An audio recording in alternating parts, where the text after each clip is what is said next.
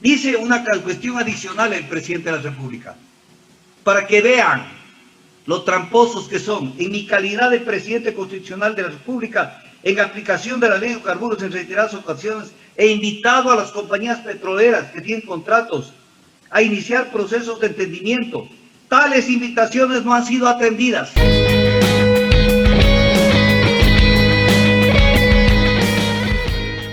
A ver, para que vean que vivimos en un país de estúpidos. No todos, no, pues el pueblo no me refiero, sino de aquellos que nos quieren meter gato por liebre, pero que creen que somos pendejos. Más pendejos son ellos, porque si vemos gente que piensa. Aquí hay una declaración del 16 de mayo del 2005, que ya se veía venir el problema del tema de los contratos petroleros en el Ecuador, donde estaban ganando lo que era y lo que no era. Y el ex embajador de Estados Unidos en el Ecuador, Peter Romero, declara el 16 de mayo del 2005 en el Diario de Negocios, que era un suplemento que tenía el diario Hoy. Aquí está la declaración. Augusto Tandazo habla con pruebas. Aquí está la declaración. Aquí está la declaración. ¿Qué es lo que dice Peter Romero? Ex embajador de Estados Unidos.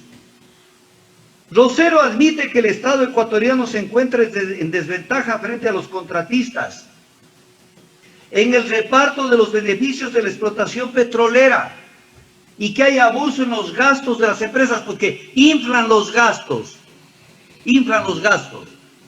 Opina que el problema puede arreglarse con ajustes. ¿Cuáles son los ajustes? Lo que hizo el gobierno de Palacio. Entonces, esto sabe el procurador Íñigo Salvador. Lee, entiende lo que pasó. Mira lo que dice el embajador del Ecuador en Estados Unidos en esos años, 12 de julio del 2006, cuando se estaban llevando el santo y la limosna a lo de las empresas petroleras. En ese entonces era embajador de Ecuador en Estados Unidos, el embajador Gallegos, que después fue canciller, porque es un hombre de carrera. Estados Unidos, ahí está el titular. Estados Unidos también renegoció los contratos petroleros. Y voy a leer la nota. ¿Qué dice la nota?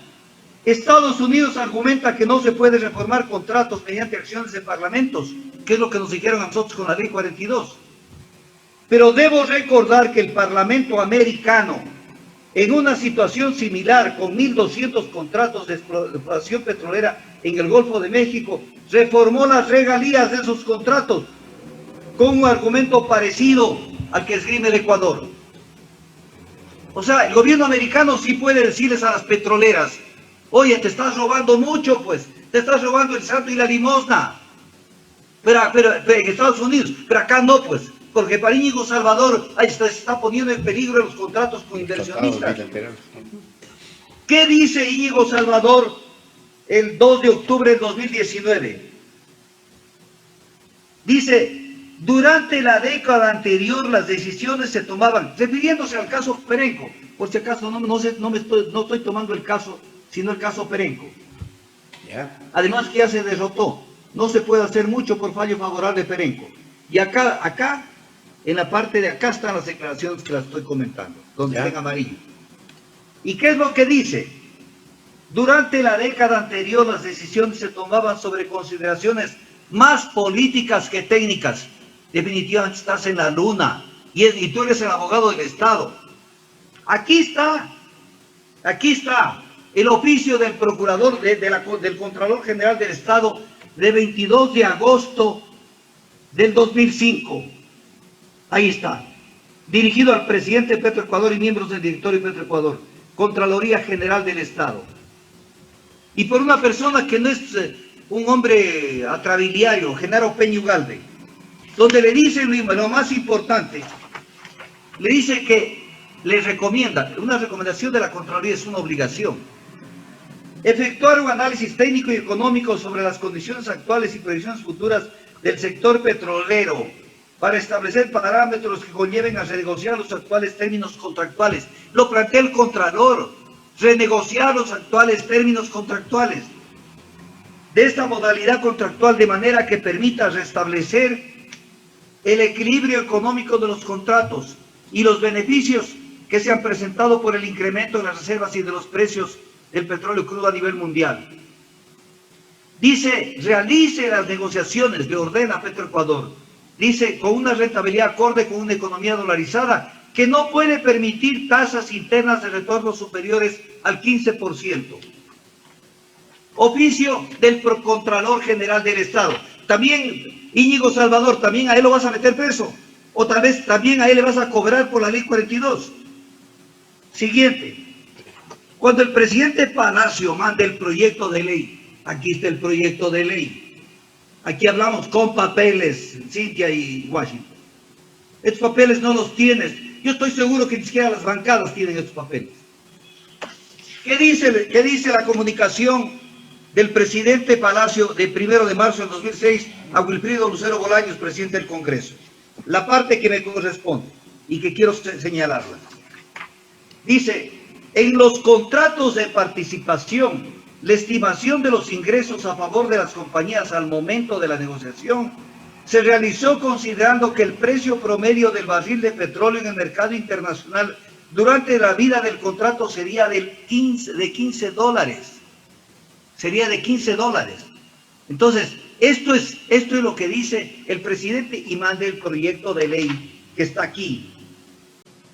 Dice una cuestión adicional el presidente de la República, para que vean lo tramposos que son. En mi calidad de presidente constitucional de la República, en aplicación de la ley de hidrocarburos en reiteradas ocasiones, he invitado a las compañías petroleras que tienen contratos a iniciar procesos de entendimiento. Tales invitaciones no han sido atendidas. Aquí está. Tenaz. Aquí está. Aquí está. Ahí lo voy a dejar un segundito para que lo lean. Correcto. Entonces, no es un tema así nomás. Pero se dicta la ley 42. ¿Por qué? Ahora sí lo explico. Porque los contratos se firmaban con un precio referencial. Y aquí es importante, por Dios, pongan atención en lo que voy a decir. Por ejemplo, el contrato de bloque 7 con Perenco, para poner un ejemplo. Estaba justificada la rentabilidad de ese contrato, o sea, para que Perenco nunca moleste. Si el precio del petróleo valía 25 dólares. Si valía 25 dólares, no pasaba absolutamente nada. Porque tenía garantizado la rentabilidad de empresa, los costos de producción, y el Estado participaba en un 25% de los 25 dólares. Pero ahora sí, ciudadanos ecuatorianos, escuchan. El precio del petróleo comenzó a estar en 65 dólares.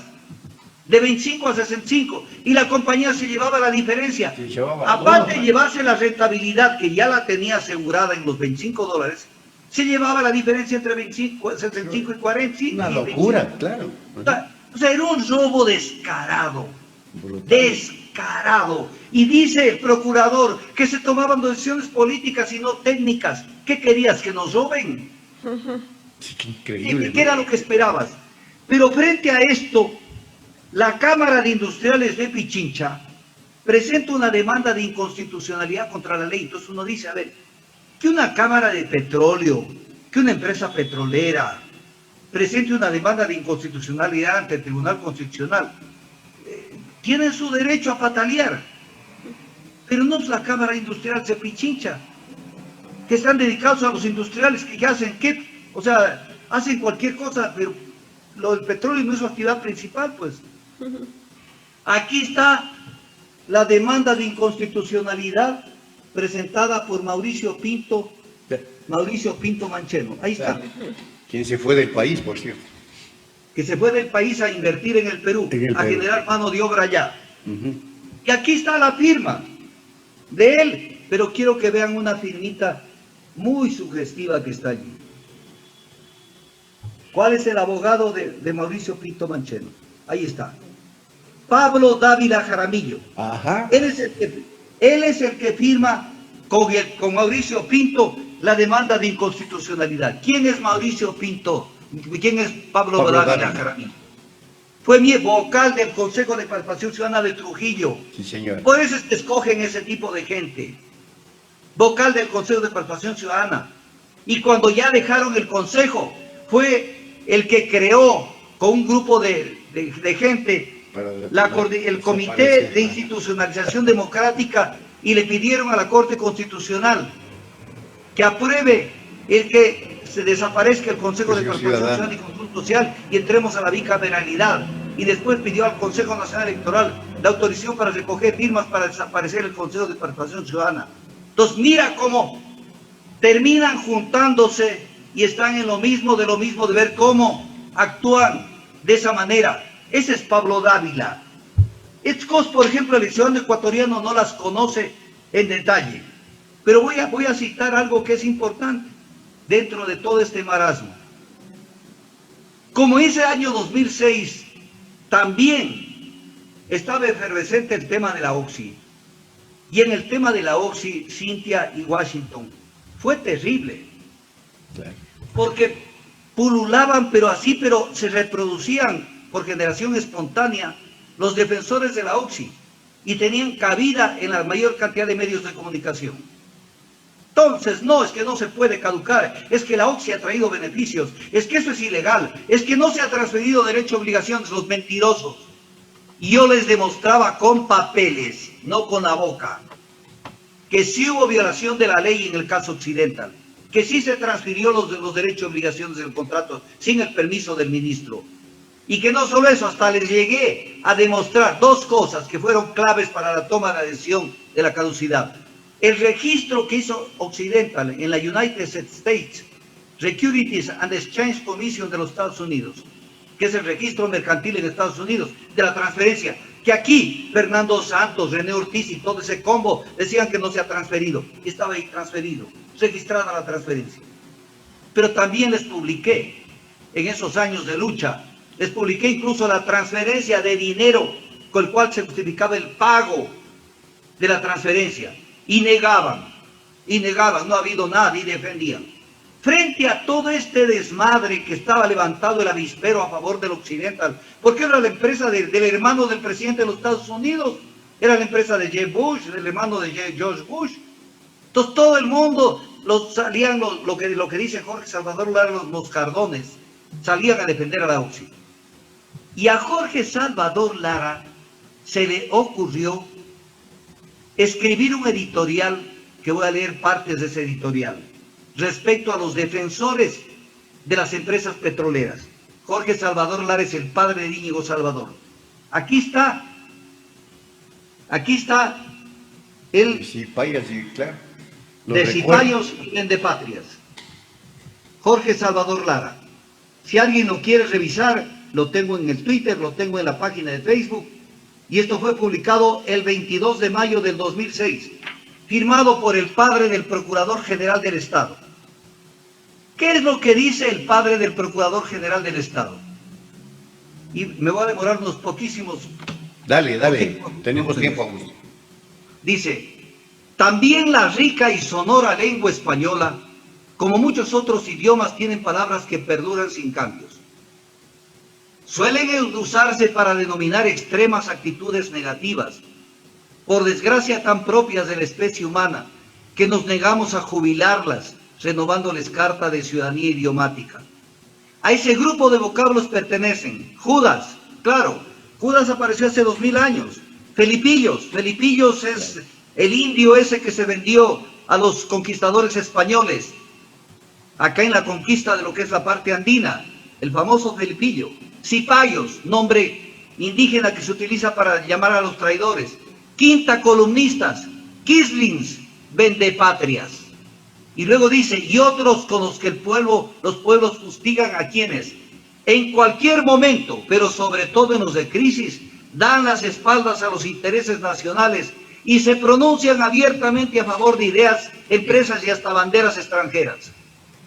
Luego dice, la valiente determinación del gobierno del Ecuador al declarar caducado el extorsionador contrato de la OXI ha despertado el apiario. Avispas y moscardones en agresivos vuelos se aprestan a feroz batalla con megáfonos que anuncian una lucha apocalíptica. Y luego dice, este es el instante preciso, estaba él redactado esto en mayo del 2006, que les depara la historia. Manténganse firmes, recomienda Jorge Salvador Lara, y sin dubitaciones, presidente de la República, que era en ese caso Palacio, canciller, ministros de Estado, procurador de la nación. Les recomendaba al procurador de ese entonces, manténganse firmes, cumplan su deber. Y luego dice, y si hay que enfrentar represalias contrarias al derecho internacional, enfrentémoslas con valor, inteligencia, heroísmo, si es necesario, así como los pleitos judiciales que sobrevengan. No dejemos de enfrentar la acción solapada o descubierta de quienes luchan contra su propia patria. Aquellos que con actuaciones indebidas mantienen actuantes esas palabras fósiles que también las describen. ¿A cuáles son las palabras fósiles? Lo que él señalaba, los famosos Kislings, los famosos Filipillos, Judas y Payos, quinta columnistas y vendepatrias. Esto escribió el padre. Parece que nunca leía lo que escribía su padre. Entonces, esto es grave. Esto es grave. Y cuando uno ve la historia de este caso, que fue una historia terrible, en donde primero hizo un show digno de hacer una película de Hollywood, porque el contrato con Perenco era un contrato que se vencía en el 2010, y la lucha con Perenco prácticamente se da en el 2009. O sea, porque inicialmente Perenco nos hizo problema y comenzó a pagar, cuando se le aplicó la ley 42 de que al menos comparta una parte de las ganancias extraordinarias. Porque el Ecuador no puede ver pasar los dólares y que la empresa se lleve dinero con tasas internas de retorno de casi el 200%. Cuando lo que dice el presidente Palacio, que lo lógico era tasas internas de retorno como las que se establecieron en los contratos del 15%. Entonces, arma todo este tinglado la Perenco. Porque cuando incluso un día de esos decide que ya se va del país, aquí está la noticia. Aquí está la noticia. Sí. Perenco advierte comparar hoy el bombeo de petróleo. Eso fue... O sea, ¿quiénes fueron? ¿El Ecuador los mandó o ellos se fueron? Esa es la pregunta. ¿El Ecuador los mandó? ¿Y qué es lo que tuvo que hacer el Ecuador? Porque el Ecuador le manda una carta, Germánico Pinto, ministro de Energía del gobierno de Correa, le manda una carta a Perenco y le dice, señor, no se vayan, ustedes tienen que quedarse en el Ecuador, no pueden botar los campos. Se fueron de todas maneras, dejaron botando todo. Y aquí está el tema. Perenco, porque quisieron parar el bombeo de crudo, ahí intervino el Estado ecuatoriano. Noticia.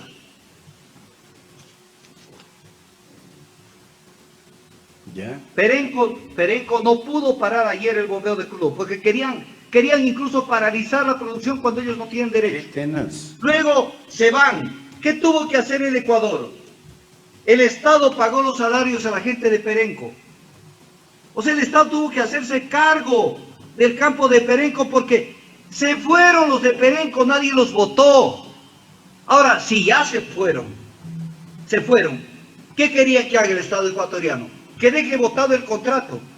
¿Qué es lo que dice el arbitraje del CIADI? Que es ridículo, al estilo de todos los arbitrajes. Dice, debían haber esperado el Estado ecuatoriano no hacer nada hasta que no termine el arbitraje. A ver, Cintia y Washington, por favor, siéntense bien, se van a caer de la silla. A ver. Si esperaban a que salga el arbitraje que salió en 2014 y luego fue confirmado hasta el último día de estos días, porque han habido varios recursos en el camino. Salió en 2014, yo tengo el arbitraje enterito del arbitraje. Yo tengo todo el documento. Yo soy una persona documentada, no soy una persona que habla en el aire. Si salía el arbitraje en 2014, ¿qué sentido tenía discutir con Perenco sobre el tema de los beneficios, el reparto de los beneficios, si el contrato con Perenco terminó el 2010, terminaba el 2010? Entonces, ¿qué querían? Que nos esperemos hasta el 2014, mientras tanto ya terminaba el contrato de Perenco y no se le cobraba nada. O sea, todo está debidamente preparado para tomarnos el pelo. O sea, todo está debidamente preparado. Claro. Entonces, o sea, hecho de tal manera para que creamos que somos una bola de pendejos en el Ecuador. Y entonces, ¿qué es lo que hace? ¿Qué es lo que hace Perenco? Es solita, voy a decir en gerundio como se acostumbra a hablar aquí en el norte, se mandó sacando, se sacó ella del país, Claro. se expulsó ella mismo, para después ladrar desde afuera y decir me votaron. Ahora, ¿qué tenía que hacer el Ecuador? Si tiene un campo que ya no había un francés que opere, que un tipo que esté allí, y dejaron botando todo, no podía ser el Estado, o que creen que somos imbéciles. El Estado ecuatoriano tenía primero que tomar el campo, porque incluso se dañan los pozos. Se dañan los pozos y se cierra la producción. Claro, claro. Se daña. Y volver a reactivar la producción cuesta mucho dinero y hay perjuicio. ¿Por qué razón? Porque hay una presión, esto explico para que la gente me entienda, y si no la gente puede pensar que estoy hablando cosas en el aire. El petróleo sale por la presión natural que tiene un yacimiento. Entonces sale el petróleo. Si uno cierra la válvula, entonces deja de salir y esa fuerza que ya está generada para que expulse el petróleo, se comienza a mezclar con el agua y con el gas, y después es imposible recuperar la mayor cantidad de petróleo.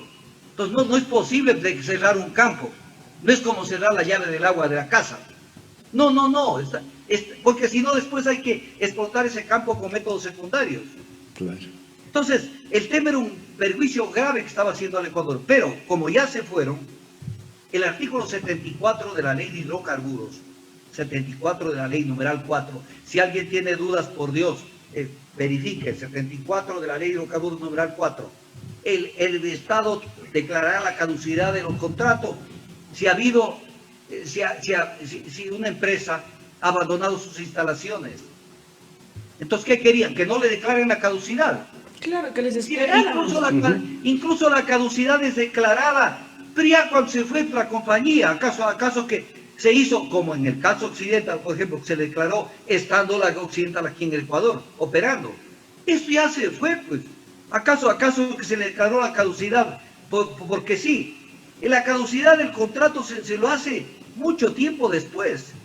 Entonces, no nos vengan a comer cuentos con este tema, porque sí sabemos gente sobre esta materia. Y entonces aparece un procurador, que es el abogado del Estado, a decirnos que va a ejercer derechos de reflexión con quienes cumplieron con su obligación de poner en orden el tema.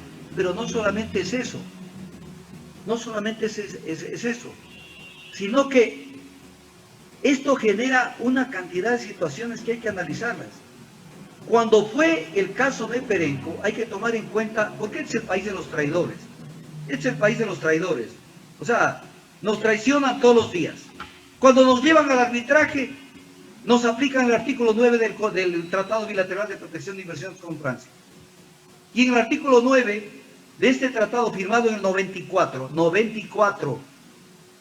se establece arbitraje internacional, cuando en esos años estaba prohibido el arbitraje internacional por el artículo 1505 del Código Civil.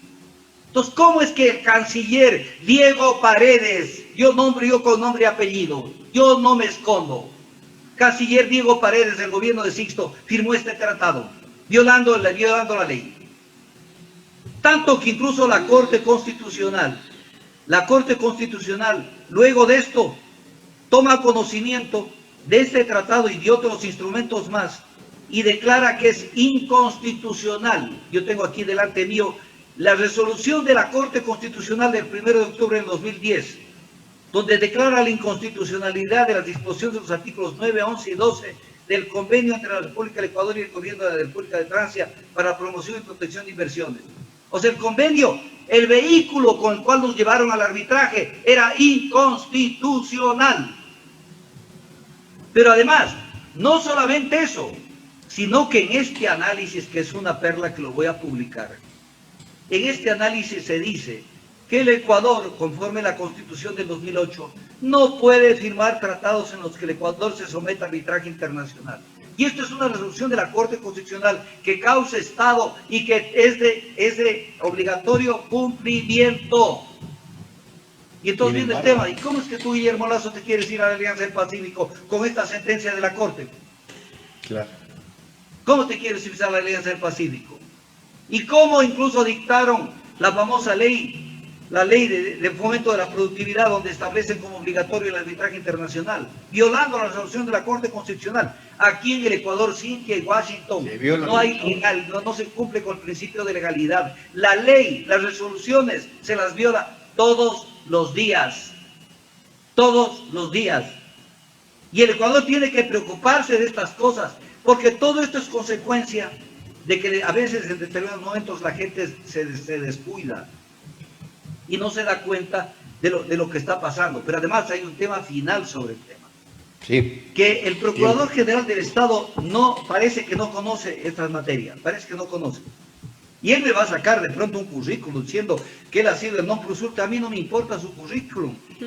Sí, hay un viejo principio que dice un filósofo inglés, dice, los títulos no recortan el tamaño de las orejas.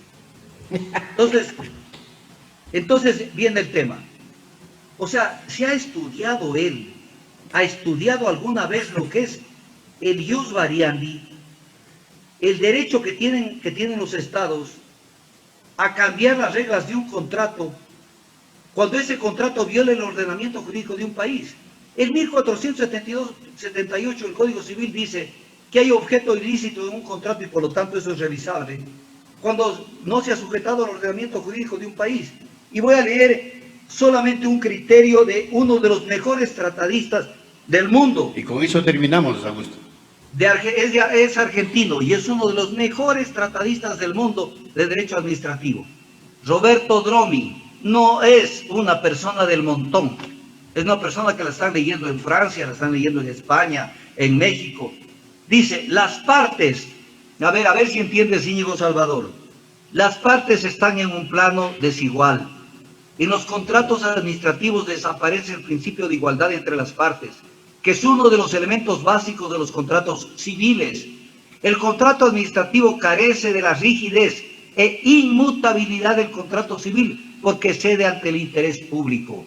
Y respecto de estos principios, Cintia y Washington, hay varios principios, y de cada principio hay doctrina, libros enteros. Por ejemplo, el principio de que el contrato administrativo no es ley entre las partes, el principio de desigualdad jurídica entre las partes en derecho público, las cláusulas exorbitantes en derecho privado, otro principio del factum principis o hecho del príncipe, otro principio el principio de buena fe y expectativas legítimas, otro principio el principio de la teoría de la improvisión, otro principio de la doctrina de ius variandi, otro principio el principio rebus sic stantibus, otro principio la lesividad de los contratos, otro principio la legitimidad, tangibilidad del contrato administrativo. ¿Qué sabe este hombre de todo esto?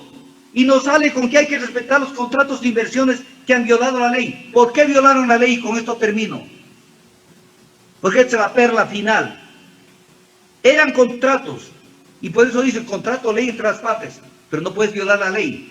La ley, artículo 71 de la ley de hidrocarburos, dice que la participación del Estado se calculará en base a precios efectivos de venta o a precios referenciales, pero que el precio referencial será el precio promedio de venta del último mes, promedio. Entonces no hay una diferencia entre junio y mayo o entre mayo y abril. Y entonces nos pusieron un precio referencial fijo, en el caso de Perenco, de $25 cuando el precio estaba en $65 del precio efectivo de venta. Violación de la ley de hidrocarburos. ¿Que eso crees tú, Íñigo Salvador, que había que sostenerlo? Eso había que sostenerlo perjudicando al Estado. Y es el abogado del Estado. Esto debería estar en el orden del día de hoy de la Asamblea Nacional. ¿Y qué hacen? Yo estoy a las órdenes de quien quiera para dar información si no entienden. Pero los asambleístas están en la luna, están pensando en otras cosas. Esto es lo que tienen que hacer, porque no se puede tolerar que un abogado cualquiera lo diga, pero no el abogado del Estado. Son socios. Por favor. Amenaces con juicios Claro. de repetición.